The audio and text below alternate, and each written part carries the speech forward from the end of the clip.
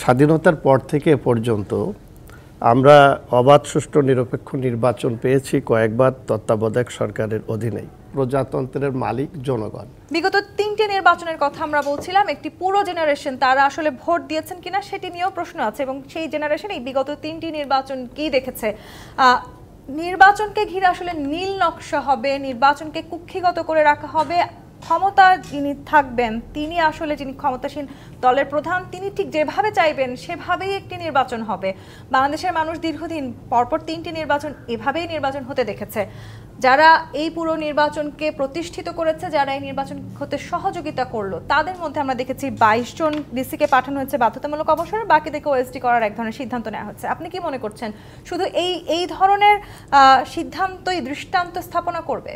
স্বাধীনতার পর থেকে এ পর্যন্ত আমরা অবাধ সুষ্ঠু নিরপেক্ষ নির্বাচন পেয়েছি কয়েকবার তত্ত্বাবধায়ক সরকারের অধীনেই, এবং এই যে 15 বছরে 3টি বিতর্কিত নির্বাচন আমরা বলছি, এই নির্বাচনের মাধ্যমে জনগণের যে আকাঙ্ক্ষা সেটা পুরোপুরি ধূলিসাৎ হয়েছে। কারণ আমাদের সংবিধানে বলা হয়েছে প্রজাতন্ত্রের মালিক জনগণ।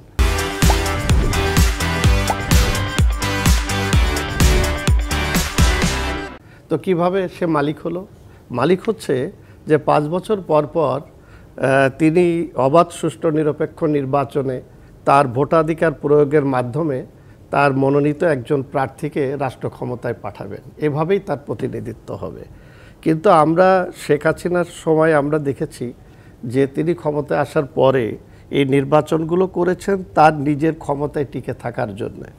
এবং সবচেয়ে বড় যে ব্যাপার, যে এই নির্বাচন প্রক্রিয়ার সাথে রাষ্ট্রের যে অর্গানগুলো জড়িত ছিল সবগুলো অর্গানকেই তিনি ক্ষতিগ্রস্ত করেছেন, গণতান্ত্রিক প্রতিষ্ঠানগুলোকে পুরো ধ্বংস করেছেন।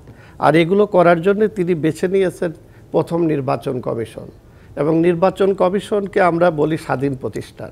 কিন্তু নির্বাচন কমিশনের যিনি সচিব তিনি সরকারের কর্তৃক সেখানে নিয়োগপ্রাপ্ত হন। ফলে তিনি এই 3টা নির্বাচনে আপনি যদি দেখেন, যিনি ওখানে নির্বাচন কমিশনের সচিব ছিলেন এবং যারা নির্বাচন কমিশনার ছিলেন পুরো প্রক্রিয়ার সঙ্গে তারা জড়িত ছিল। এবং সেই জায়গায় যদি আরেকটু খেয়াল করেন যে তাদের সাথে নির্বাচনটা সরাসরি করে জেলা প্রশাসক কিংবা তিনি রিটার্নিং অফিসার থাকেন, এবং তার সাথে যুক্ত থাকেন ইউনো এবং এসি ল্যান্ড, তারা মাঠ পর্যায়ে থাকেন। এবং এই নির্বাচনে প্রত্যেকটা কেন্দ্রে যে প্রিজাইডিং অফিসার এবং পোলিং অফিসার তাদের নিয়োগকর্তাও কিন্তু রিটার্নিং অফিসার বা ডিসি থাকেন।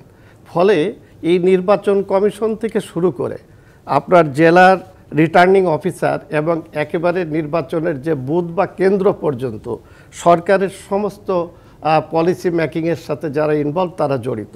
এই জায়গায় আমরা দেখেছি যে ডিসিরা সরকারের আজ্ঞাবহ হয়েছেন, এবং বিশেষ করে পরবর্তীতে তারা যাতে প্রমোশন এবং সুবিধাপ্রাপ্ত হয় এই আশায় তারা সরকারকে ক্ষমতায়িত করার জন্য এই অবৈধ প্রক্রিয়ার সাথে জড়িত হয়েছিল।